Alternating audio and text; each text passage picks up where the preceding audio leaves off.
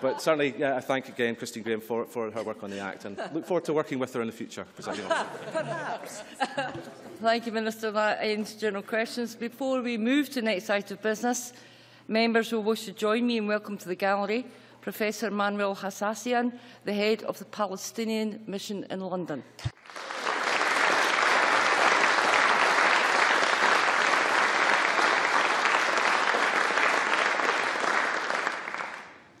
We now move to First Minister's questions. Question number 1, Kezia Dugdale. To ask the First Minister what engagement she has planned for the rest of the day. First Minister.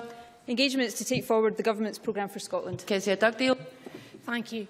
Earlier this week it was revealed that student enrolment at Edinburgh College had fallen by 40% between 2010 and 2014. The EIS say that they are gravely concerned about the situation. Can the First Minister confirm whether the number of students at college has fallen across Scotland as a whole since 2007? First Minister. Well, as the member will be aware, we have maintained our commitment to maintain full-time equivalent places in colleges. We are also spending more in terms of the revenue budget on colleges than I think Labour ever did throughout the 8 years they were in government. Yes, we have restructured college education to make it more effective and efficient, and to make sure that those who go to colleges are more likely to come out of college with a qualification that will help them get into employment. So I'm proud of this government's record on colleges, as I am proud of this government's record on other aspects of education. But I also take the view, and I take this view across the range of the responsibilities that I have and my government has, is that we will always look to do more and to do better, because we owe that to the people of Scotland. Kezia Dugdale. Presiding Officer, the First Minister just told the Chamber that she'd maintained the number of full-time places. I'm afraid that's incorrect, and the Audit Scotland report evidences that. There are actually 3,000 fewer full-time places, and there are 140,000 fewer students going to colleges across Scotland compared to when the SNP came to office in 2000. That's because of cuts to college funding that this government made. Today, Presiding Officer, pupils in Scotland are sitting their English exams, and we wish them well. Exams that will, to a large extent, determine their life chances. Yesterday, her Education Secretary said there had been an increase in the pass rate for national qualifications. Can the First Minister confirm that the Education Secretary was correct when she said that? First Minister. Well, firstly, I'm prepared to concede to Kezia Dugdale that something that I said in my first answer may actually not have been entirely accurate, because I said we had maintained full-time equivalent college places in line with our commitment. That's not strictly true, because our commitment was to maintain 116,000 full-time equivalent college places. In the last year for which we have figures, we actually delivered 119,636. So, in actual fact, if I'm being strictly accurate, Presiding Officer, we haven't met our commitment, we have actually exceeded our commitment. Kezia Dugdale also talked about funding for colleges. We, in this year, in terms of revenue funding for colleges, will invest, I think the figure is 526 million. The maximum that Labour ever invested was 510 million. So both in terms of meeting and exceeding our commitment to places, and also in making sure that in these tight financial times we are investing in our college sector, then I do believe this government's record stands very close scrutiny.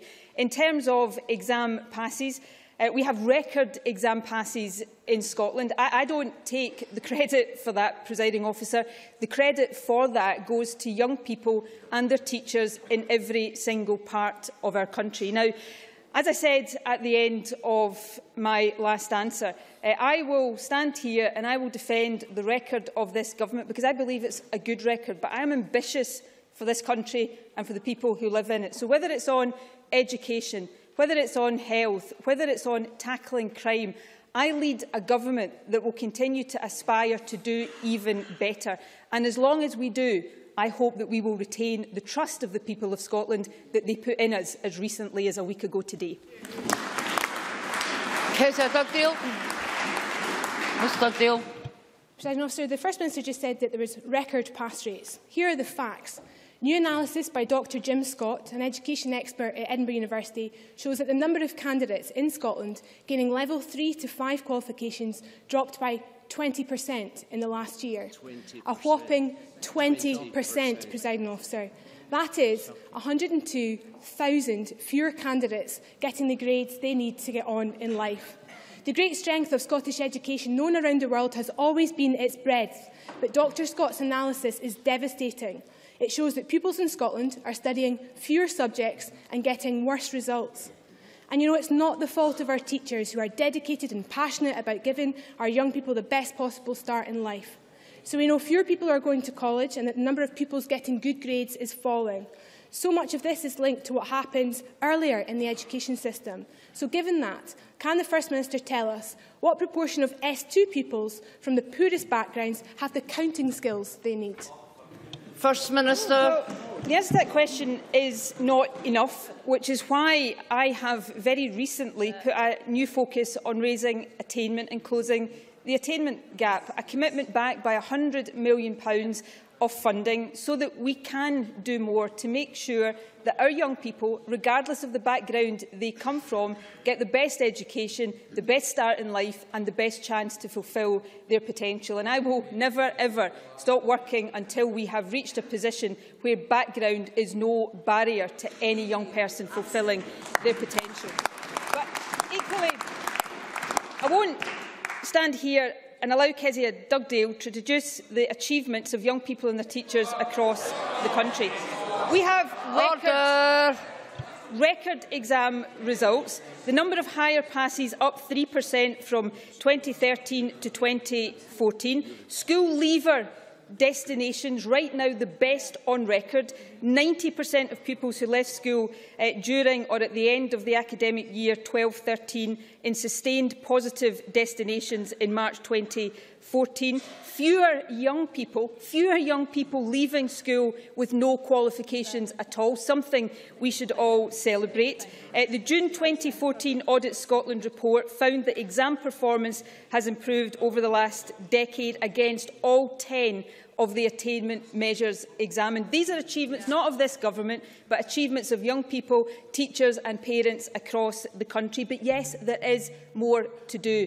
And as long as I am First Minister, we will have an iron focus on making sure that we do the work needed to be done in education to give every single young person in this country, regardless of their background, the best possible start in life. Kezia Dugdale. Ms Dugdale. Presiding Officer, for years, education professionals and teachers and parents have been warning this government about the exam system. And this evidence from a third-party senior academic is really very serious information that I would request the First Minister takes very seriously indeed. We are talking about a 20% drop in attainment in 1 year, and that answer did not give it any justification whatsoever. But my question was specifically about numeracy, and the First Minister said that the progress was not enough. It's far from not enough. It's just 25%. So 1/4 of S2 pupils from the most disadvantaged backgrounds have the numeracy skills they should. And it's clear that pupils from the wealthiest backgrounds do twice as well. Is that not a damning indictment of this SNP government? 8 years. In 8 years, Presiding Officer. This really matters. That a child's ability to read and write still depends on the income of their parents should be a source of shame to this Parliament.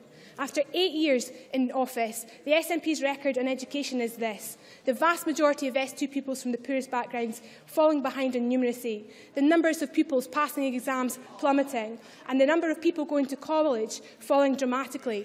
In a globalised world where education matters more than any time in our history, Scotland's young people are being let down. Is this really a report card to be proud of? First Minister. Well, I will look at and I will take seriously any evidence cited to me.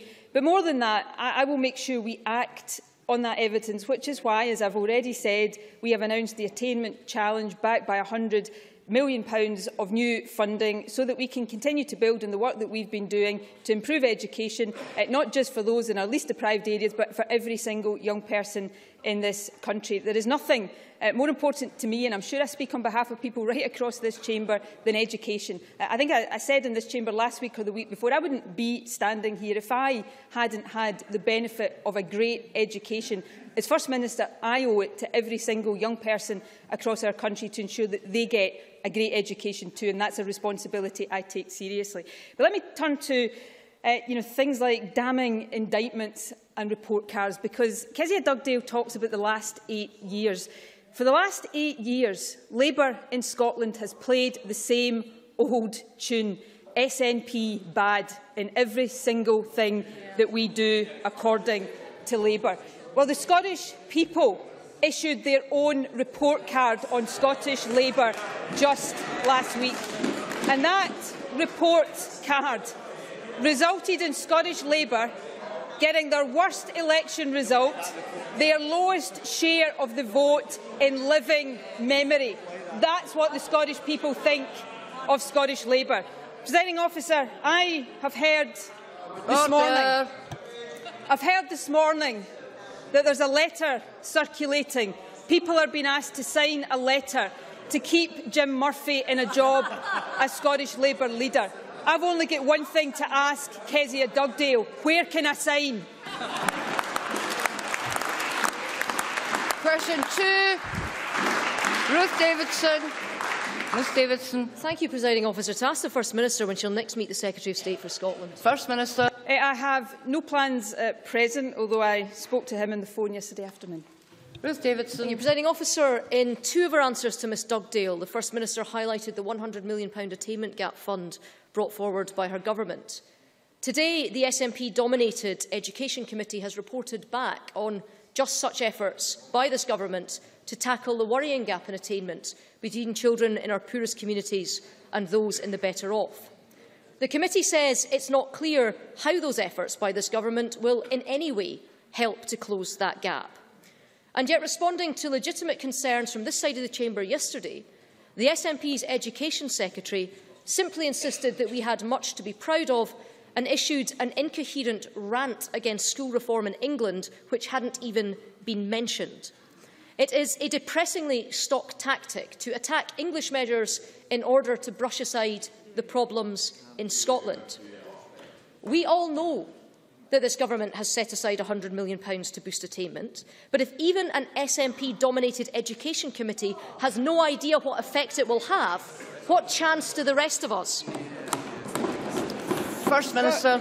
We are currently working with the 7 local authorities that will benefit in the first instance from our attainment fund to make sure we have in place with them robust and measurable plans to ensure that the money we are investing does deliver results in closing the attainment gap. Now, I understand the Education Secretary has or will receive a letter from the Education Committee. It will be responded to in full with the detail the committee is looking for. That is exactly how the government should treat reasonable requests of committees. But can I say to Ruth Davidson, and I say it in all sincerity, we will have our political ding-dongs across this chamber. I said to Kezia Dugdale, and I'll say it again, there is nothing matters to me more personally than making sure we face up to any challenges in our education system. There will be no ideology gets in the way of doing what needs to be done. So I will invite Ruth Davidson, I will invite Kezia Dugdale, I will invite anybody across this chamber. If they've got ideas and suggestions about what they think the government should be doing, I will listen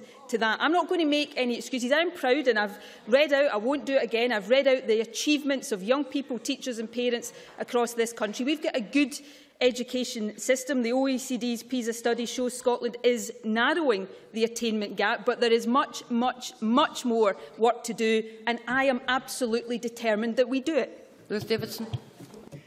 Presiding Officer, the Education Committee didn't just stop there in its letter, which I have in front of me here. It also states that in many schools there is far too much emphasis on driving pupils towards university to the detriment of some. And these are issues that the Scottish Conservatives have been raising with the First Minister for some time. We need an expansion of college places, and we are committed to 10,000 more apprenticeships so young people can earn while they learn. Now, the First Minister likes to write shopping lists of further powers that she wants to see devolved, but the SNP has had full control of our education system for 8 years with no limits whatsoever.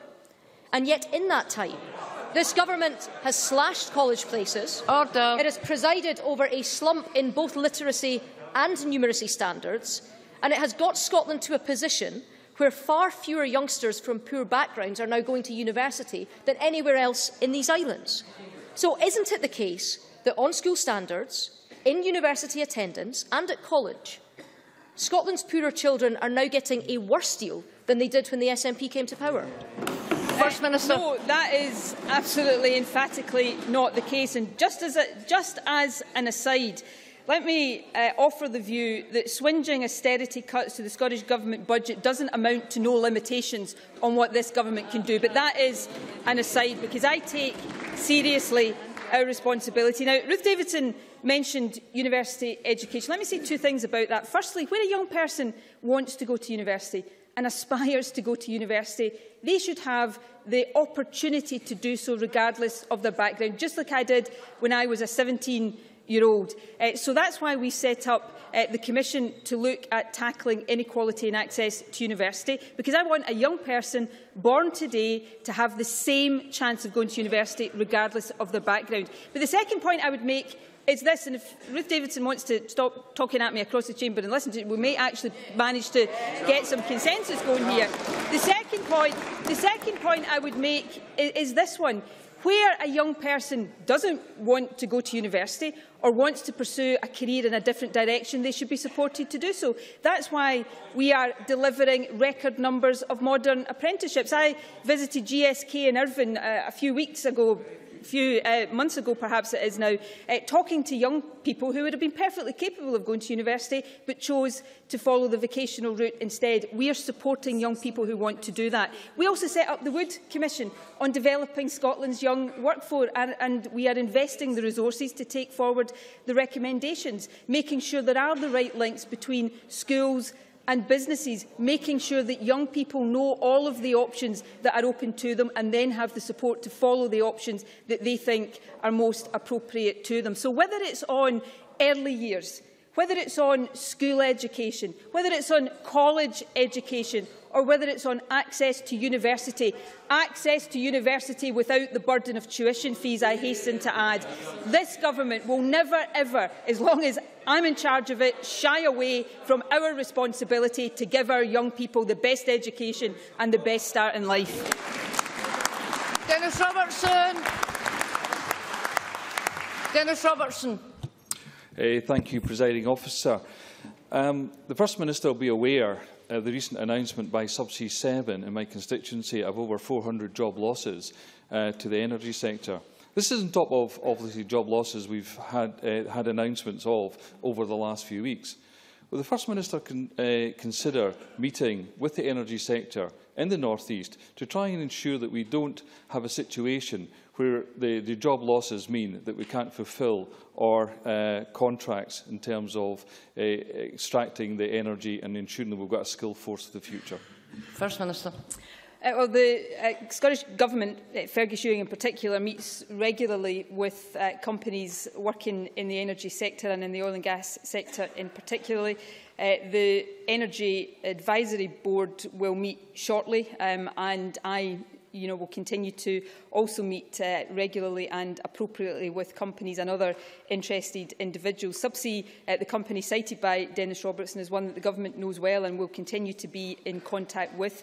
The Jobs Task Force, which I established in January, is also working with a range of companies in the North Sea sector to seek to minimise job losses and to help those who are affected by redundancy situations into alternative employment. It's met already on a number of occasions, and of course PACE is also deployed in any circumstances where people are facing redundancy in order to provide appropriate support. I'm sure John Swinney or Fergus Ewing would be very happy to meet with the member to discuss these issues in more detail. Question 3, Patrick Harvie. To ask the First Minister whether the Scottish Government has made an assessment of the likely impact on Scotland of a £12 billion reduction in the UK welfare system. First Minister. Well, the UK Government, of course, hasn't yet set out how they will achieve these cuts, so we've not yet been able to make a full assessment of the impact in Scotland. However, if it is assumed that Scotland took a proportionate share of the £12 billion cut, benefit expenditure in Scotland would be reduced by around £1 billion. And that reduction, of course, would be in addition to the estimated £6 billion cut to the Scottish Welfare Bill over the 6 years to this financial year. The Scottish Government is already working hard to mitigate against the worst of these measures, and our current funding will result in an investment of around £296 million over the period 2013-14 to 15-16.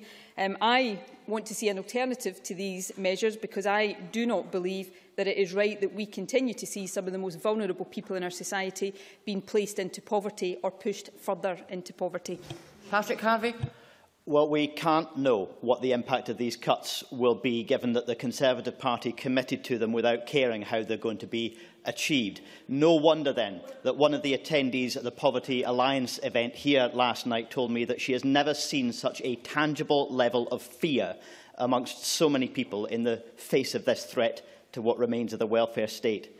We can argue for greater control of social security in Scotland, but surely we also have a responsibility to build widespread opposition to these cuts across the whole of the UK. Does the First Minister agree that this assault on those in greatest need follows years of stigmatising and blaming people in poverty, indeed a propaganda war against the welfare state itself? What will the Scottish Government do in its actions and in its use of language to reclaim the principle of a society based on mutual care and compassion, where everyone's dignity matters, not just those who are labelled strivers or hard-working families? First Minister. Well, I very much agree with Patrick Harvie. I agree with him both on the substance of his question and the sentiment that lies behind it. For our part, the Scottish Government will never seek to stigmatise the most vulnerable in our society. I take the view, I hope it's shared on most sides of this chamber, if not on all sides of this chamber, that a decent social security system that looks after people in need is one of the hallmarks of a civilised society. And what the Conservatives over the past 5 years, helped by the Liberals, have done to start to rip away that safety net, I think is absolutely appalling, and I believe we all have a duty to oppose any further attempts to take that safety net away.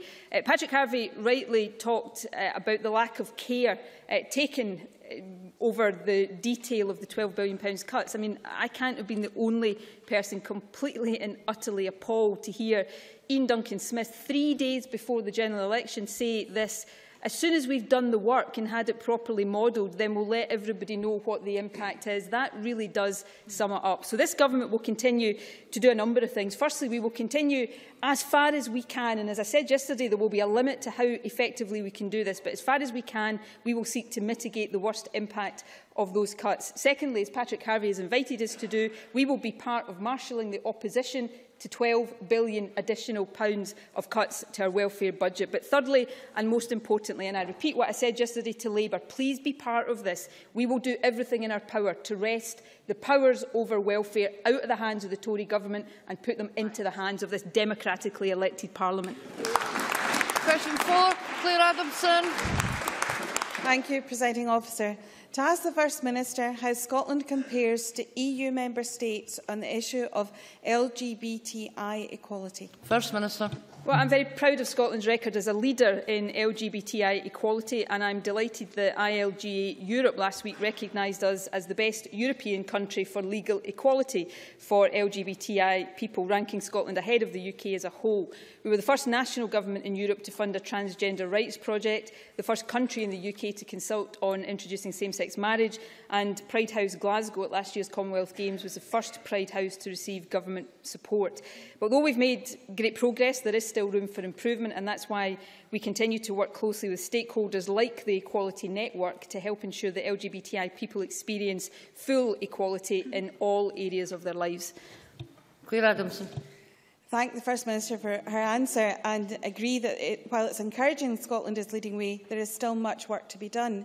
But does the First Minister share my concerns that barriers to further progress in tackling discrimination against the LGBTI individuals in our society may arise if the Conservative Westminster Government progress in its intention to repeal the Human Rights Act? First Minister.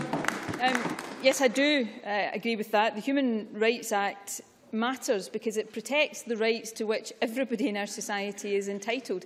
It has been instrumental in allowing people who have historically suffered discrimination and exclusion to challenge treatment that has no place, in my view, in a modern civilised society. And that matters hugely to LGBTI people in Scotland, throughout the UK and indeed beyond. Without the underpinning of fundamental rights provided by the European Convention on Human Rights and legislation like the Human Rights Act, the immense progress we've seen since the 1980s on LGBTI rights would undoubtedly have been more difficult. And while that progress has been achieved in Scotland, there are far too many countries around the world where LGBTI people continue to live in fear of their lives. I think it's hugely disappointing that the UK Government now appears intent on attacking human rights in the way that they have indicated. And I will say again, as I have said previously this week, the Scottish Government will do everything in our power to ensure that vital human rights protections remain for people in Scotland. Question 5, Michael McMahon. Thank you. To ask the First Minister whether the Scottish Government considers that there is a need to protect private tenants from unfair rent rises. First Minister. Yes, I do. The Scottish Government's vision is for a private rented sector that provides good quality homes, high management standards and inspires consumer confidence. We want tenants to have more security and to be able to assert their rights without fear of eviction.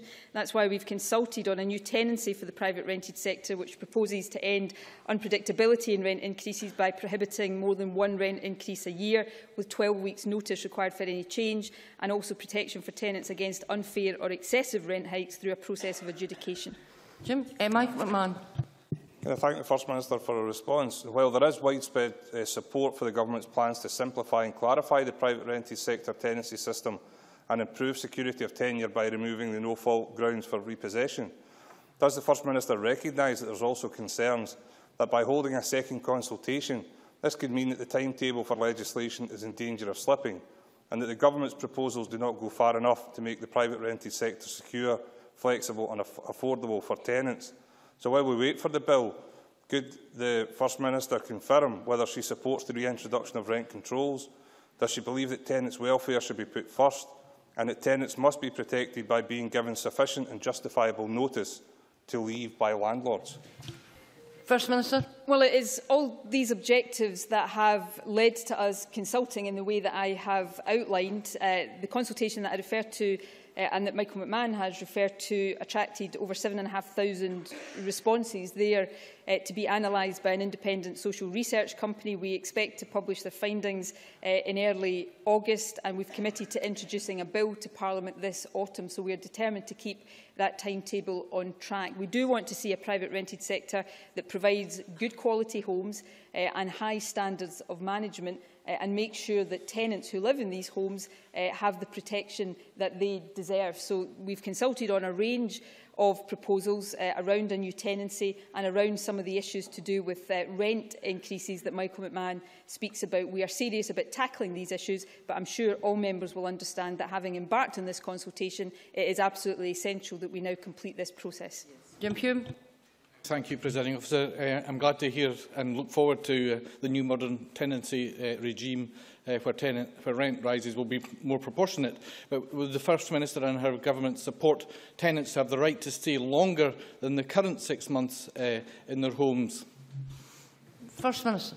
Well, we want to make sure that tenants have appropriate security of tenure. That's what this is entirely about. And when we bring forward the bill, as we plan to do, as I said, in the autumn, then our proposals will be subject to full parliamentary scrutiny, and members like Jim Hume, if they don't think they go far enough in any particular area, will have the opportunity to put forward amendments. But we are absolutely determined that we do deliver a modern private rented sector tenancy fit for the future, that encourages people to make available homes for rent because they are required, but also make sure that people who rely on the private rented sector can also rely on very high quality standards, and that is a commitment that we have given and are absolutely determined to deliver.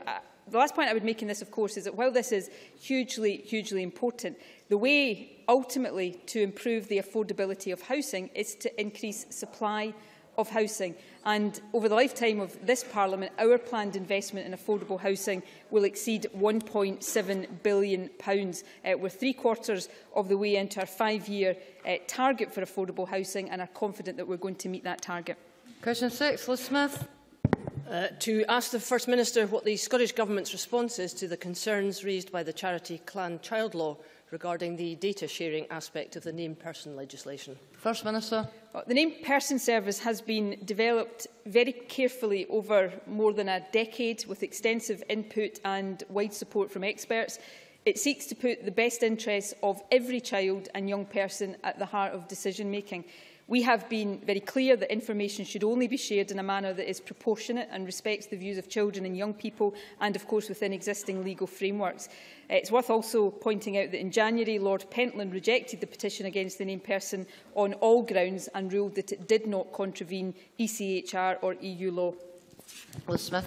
Could I thank the First Minister for that? But despite that court ruling by Lord Pentland, Clan Childlaw is arguing very strongly that the balance between the data sharing amongst professionals and the ability of the young person to access confidential services has shifted far too far to the data sharing, meaning that young people actually be less likely to engage with the existing services which protect them. And that's at the same time as the Scottish Association of Social Workers says that its members are increasingly concerned about the very low threshold for intervention in family life. Isn't it time, First Minister, that named persons were scrapped? First Minister. No, I absolutely and fundamentally disagree with that. You know, information sharing should always be appropriate. It should always be proportionate to concerns about well-being. But, you know, reports over probably the past 20 years now on significant case reviews into the deaths of children show that very often a key weakness in protecting those children was the failure to share information about the child's well-being. Now, the court's decision on the judicial review of the named person makes clear that the provisions within the Act on information sharing are entirely lawful and don't contravene the Data Protection Act or the European Convention on Human Rights. And the court's finding on the Data Protection Act is consistent with advice from the Information Commissioner's Office. We will work and we will continue to work with the Information Commissioner's Office and with stakeholders on clear guidance on how to fulfil the obligations to share information in the circumstances set out in the Act. And what I have said about proportionality is important because, of course, young people in many circumstances will seek to take advice or share information on a confidential basis, and we need to make sure that they have the ability to do that. But none of us want, and you know, none of us, in whatever positions we hold, can give absolute guarantees around this. But I'm sure I speak for all of us when I say none of us want to be reading in the years to come further reports into the death of a child where lack of information sharing put that child at greater risk. So we will continue to act appropriately here, and we will continue to act in a way that has the well-being of all children absolutely at the heart of our decision-making. That ends First Minister's questions. A point of order. Stuart Maxwell. Thank you, Presiding Officer. I seek your guidance. Presiding Officer, Ruth Davidson, in her first question to the First Minister, stated that the Education Committee had published a report on attainment. That statement is untrue.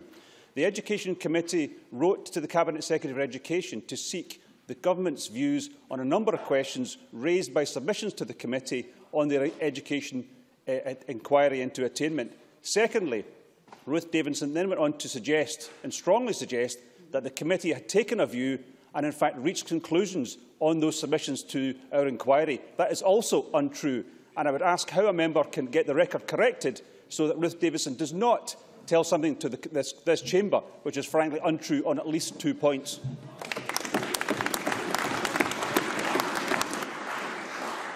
The convener of the Education Committee has raised some questions. What I will do is I will go away and reflect on the issues that he's raised, and I will come back later in the session. Ms Davidson, do you wish to say something?